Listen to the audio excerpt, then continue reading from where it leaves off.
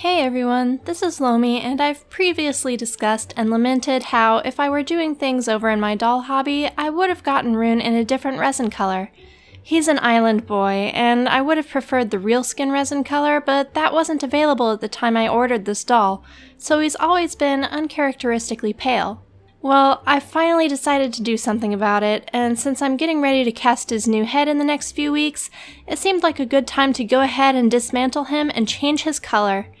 Even though I previously had a bad experience with it, I decided to use RIT dye more for this because the iDye poly was amazing, but super noxious, and dye more is non-toxic and safe to use indoors. The color I picked on their mixing chart for Rune's tan was called Fenugreek. I think I'm saying that right. And the reason I chose that was because it had a nice red undertone that I thought would balance out the yellowing that came with Rune being a 10-year-old doll. Since I don't want him quite that brown, I opted to use 1 teaspoon each of the chocolate brown and the apricot orange dye. I also included about a half teaspoon of dish soap, as the instructions said that would help give a more even color. A lot of prep work went into this. I decided to use an induction burner to heat the water this time, as it would let me keep the water a consistent temperature.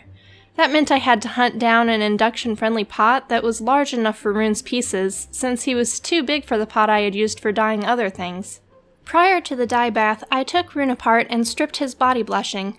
I was super worried about how well the dye would take since he'd been previously blushed and sealed, so I cleaned him twice with Winsor & Newton brush cleaner, then soap and water, and scrubbed with a magic eraser. After that, I cleaned him twice with pure acetone, more soap and water, then rubbing alcohol, then soap and water again, and magic eraser one more time. After 5 solvent baths, I was confident he was clean and ready for dye, and that is how I ruined my favorite doll. I heated the water to a vigorous boil and then reduced the temperature to 280 degrees Fahrenheit, then dipped the first piece into the dye for 30 seconds. It looked really good. I had heard it was a good idea to wipe freshly dyed parts with rubbing alcohol to remove any extra dye, so I did that, even though they looked pretty smooth to me. I don't know if it was because of the prep work I did, or because these colors are just better, or maybe because the induction burner gave better heat for this project, but the color seemed to be going on beautifully and I was super excited with how the tan was turning out. Though it doesn't capture super well in this lighting, the pieces had a beautiful rosy undertone that covered his yellowing, and even the seams took the color identically to the rest of the resin.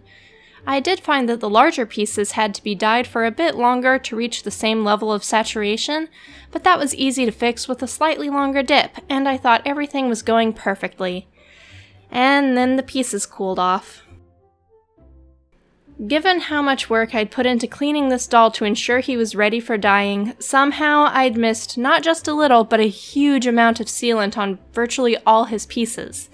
Which meant once the pieces started to cool, the sealant started to discolor and flake, meaning there were mottled patches of uneven dye on every single part of my favorite doll.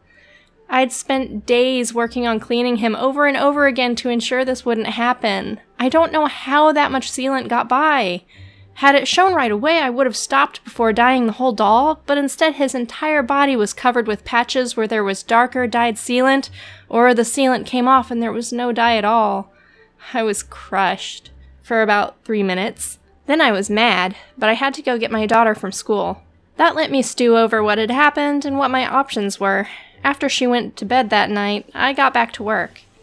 I'd already mixed the dye and was determined that this was getting done that night, so I went out to the garage where the resin fumes wouldn't bother anyone, and I started sanding all that color back off.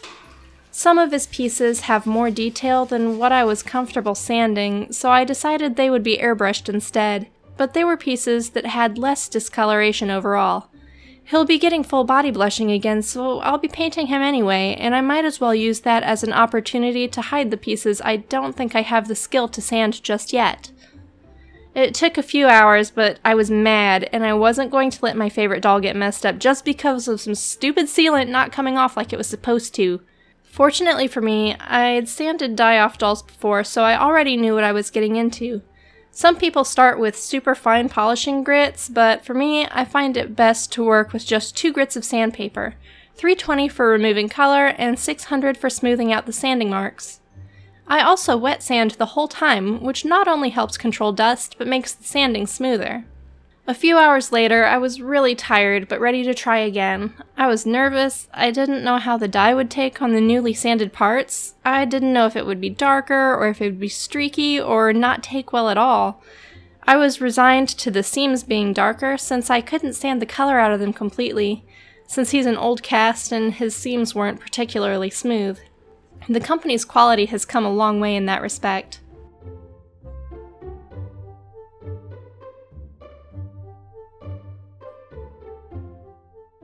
Fortunately, I couldn't have asked for the sanded pieces to work better. They have a few odd places where the dye didn't take evenly, possibly because of resin quality, so there is a slight marbling here and there where things are lighter or darker, but it's nothing that can't easily be covered with blushing, and the color turned out so beautiful. Even the seams didn't discolor, though they still had dye in them. On the whole, I couldn't be happier with how this turned out.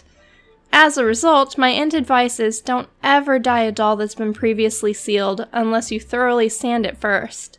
I wish all the pieces had turned out so well, but I know I can live with the ones that I'm not sanding and redoing. His torso, for example, I wasn't about to sand around all the tiny bumps and ridges in those muscles. And now when I put his hand next to Faral's, they finally look more like how I picture them in my head. Her pale and him a beautiful warm tan.